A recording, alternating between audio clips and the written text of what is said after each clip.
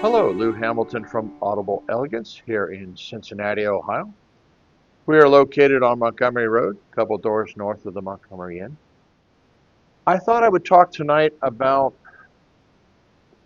cable hell, is the only way of describing it, and that's a term often applied to recording studios where they have cables running all over the place like, a million snakes. And the reason we refer to it as cable hell is because oftentimes when you look behind a piece of, a cabinet or whatnot, you've got cables running every which way, and there doesn't seem to be any pattern to it. So I thought I would give you some basics of do's and don'ts.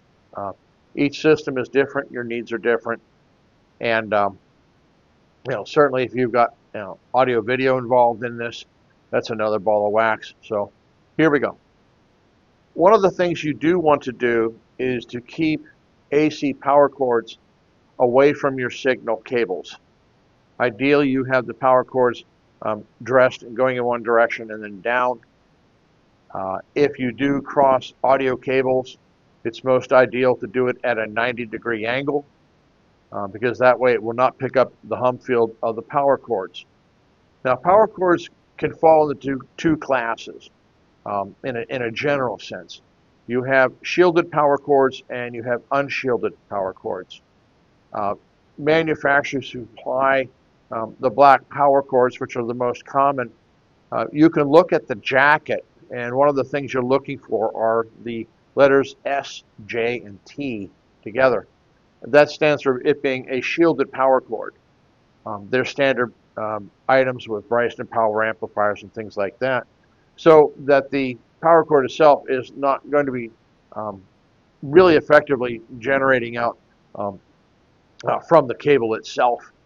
But a lot of manufacturers, when they use smaller, thin ones, those are unshielded, and that's where you have to start paying attention.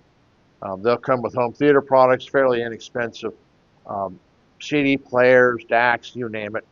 And so you really want to watch where they are.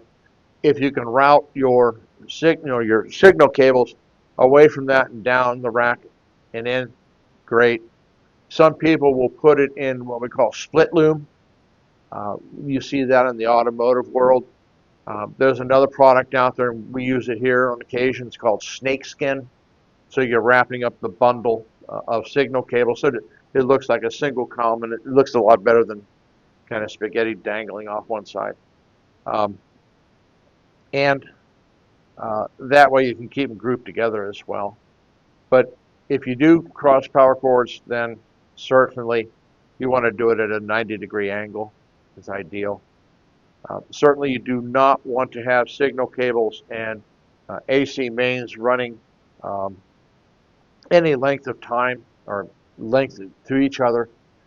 If you're running if your signal cables are running along an electrical current line or your wall and such, at 10 feet you want to be at least your signal cables 1 foot away from the AC mains, your 12-3 cables and all that.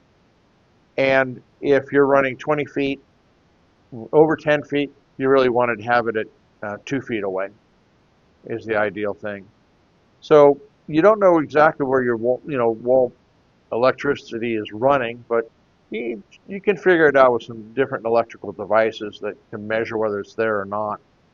But also, if you're running it along the floor, you're probably getting at least a foot, probably about 16 inches, because there are regulations as to the height. And I can't speak to all countries and what they require as far as the height on the wall. I don't know them all. But again, you're watching out for your signal cables. And there we are. Just watching out for something really simple. Unshielded power cords dangling around your audio cables that may or may not be shielded, and your video cables. It's simply going to add interference and potentially noise, 60 cycle hum in particular. So take a little time, dress it up, and you're doing it not because you're a tidy freak, but because you want your system to sound better.